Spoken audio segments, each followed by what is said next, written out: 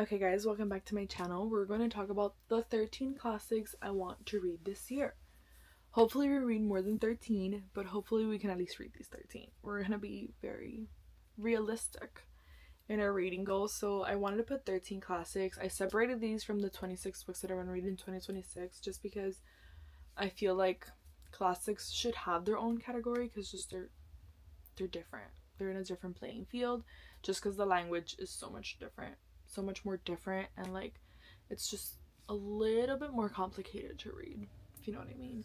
So the first two books that I have, they kind of go together, so we're gonna put them together, and it is the Iliad and the Odyssey by Homer. Sorry, that was saying the Iliad and the Odyssey by Homer. They're both translated by Emily Wilson. The Iliad is significantly bigger, but they both have 24 books in it. So my goal is to read a book a day, hopefully, and it should get us to finish these pretty quickly. I do want to finish them before the movie of the Odyssey comes out this year, just to like go in knowing what's going on. But also I decided to pick these up because of Epic the musical, and I know Epic is not like 100%, you know, he had his creative changes just like in Hamilton, but that's okay. So I do want to read both of these in tandem with Ithaca, which is Penelope's story, the Song of Achilles, which is obviously like his romance with Patroclus, which he's in the Iliad, and then I also want to read Circe. Those two are by Madeline Miller, because Odysseus goes to Circe's island. So yeah, I'm excited to read both of these. Very excited. I do have them already separated by the books, so I'm excited. I have already started this one. I am on book 3, but I do want to finish it in 2026. Then we have a book that I'm so excited for, and like I want to read it every year and I don't, and like I should, because the movie's so good. I love it, and I know it's gonna feel so homey and comfortable, and I just need to bite the bullet and do it, and that is Little Women by Louisa May Alcott. I want to read it, and I want to go to Georgia. Is it Georgia? No, it's not Georgia. I'm sorry. To Massachusetts, to the town where they filmed Little Women and where they have all of the Louisa May Alcott stuff. I just want to go, but I want to read the book beforehand, if that makes sense. So my goal is to read it and then go there and experience that, and obviously take you guys along if I go and do that. So yeah, that's what I want to do. That's what I want out of my year. And then I want to finally read Wuthering Heights by Emily Bronte, because I have read Jane Eyre. I read that one for one of my classes, that it was Gothic literature, and she's like, I was gonna choose Wuthering Heights because that's what everyone considers Gothic literature, but she's like, Jane Eyre is also Gothic literature. So we read Jane Eyre and not Wuthering Heights. So I really want to read it. I know it's great. I know people love it. Says, be with me always, take any form, drive me mad, only do not leave me in this abyss where I cannot find you. That sounds so beautiful. Like, I feel like this is gonna be such a beautiful and stunning classic. Jane Eyre was iconic, so the sister just has to write as good as Charlotte, you know what I mean? Emily has to write as good as Charlotte. And I know there's a third sister, and she has books. I just haven't read any of her books or heard any of her books, because I feel like they're not as famous as Wuthering Heights and Jane Eyre. But honestly, those are the only two books that I know of those Bronte sisters. And then we have Frankenstein by Mary Shelley. I feel like it's time for me to read it, because like I've had it for so long and it's such like an iconic classic. But this one's probably gonna be like a more like towards the end or like the second half of the year classic. It says, you are my creator, but I am your master. Obey. So I'm just like excited to read this. And she wrote it like in one day in a storm, right? When there was like a whole bunch of authors there. So why not? I want to read it. Oh, I think I started it. I got to letter 2. I read letter 1 only. We'd probably just restart it because I don't know what I read in letter 1. So we're just gonna move that along to the beginning, the little bookmark. Yeah, so I'm excited to read it.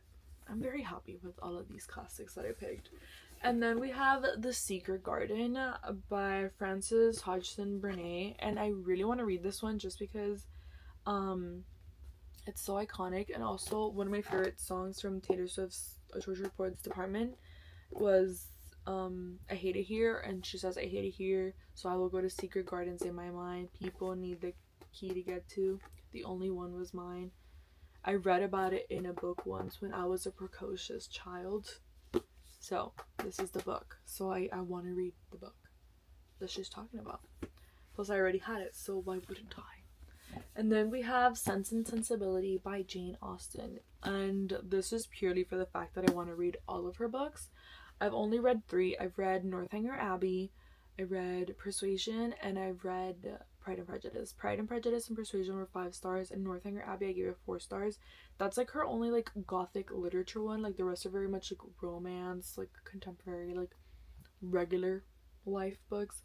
But Northanger Abbey was a little bit more gothic, so I decided to read that one because I love gothic literature. So we read that one first.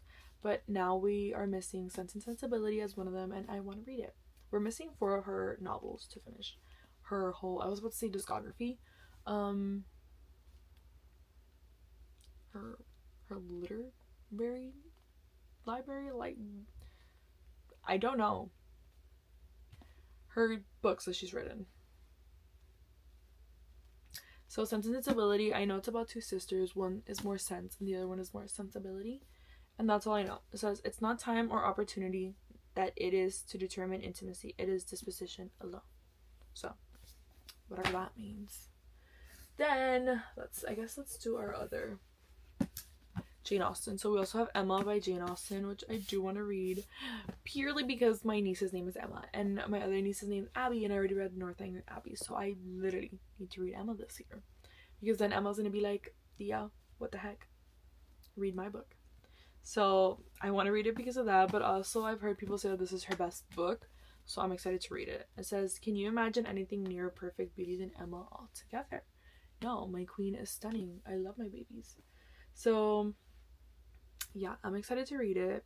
This is her chunkiest book, but people say this is her best book, so I am excited to just go through it, read it, and experience Emma to like its full potential.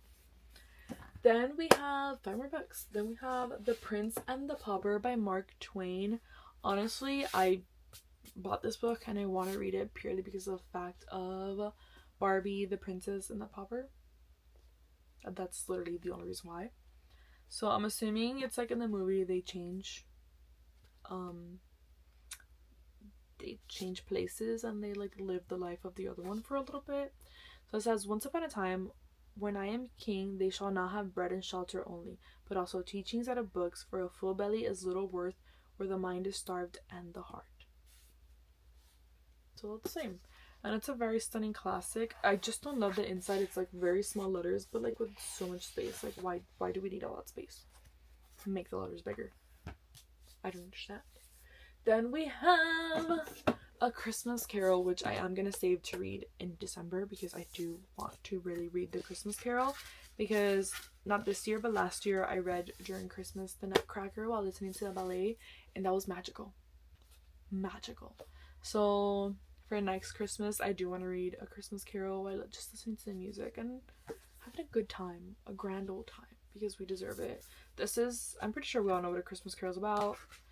This Ebenezer Scrooge is a bad guy, so the ghosts of Christmas past, present, and future visit him to show him what his life would be like if he continues down that path, so that he becomes a good person. And then we have Carmilla by Sheridan Lee Fanu. So Carmilla and the Vampire were like the first like vampire books that were released before Dracula. I have already read The Vampire. I read that at school in my gothic literature class. Who would have thought? So then I do want to read Carmilla. I have read Dracula, which I read also in my gothic literature class.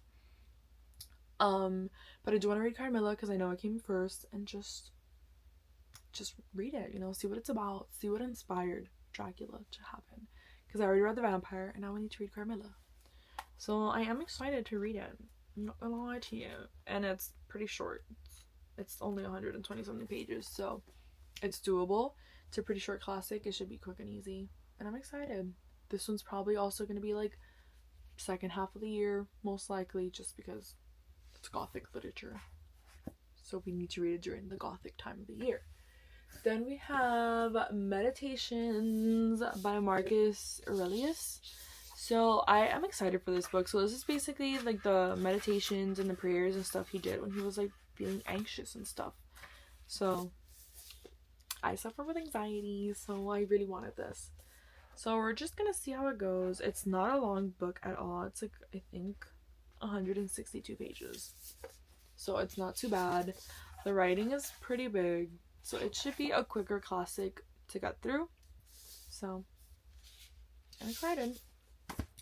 And then our last one is more of like a modern classic, we can call it. But I did want to include it in the classics one because it's a modern classic. Like I was saying, it's a modern classic. It's only 276 pages, so it's honestly not bad at all. And that is The Hobbit by J.R.R. Tolkien.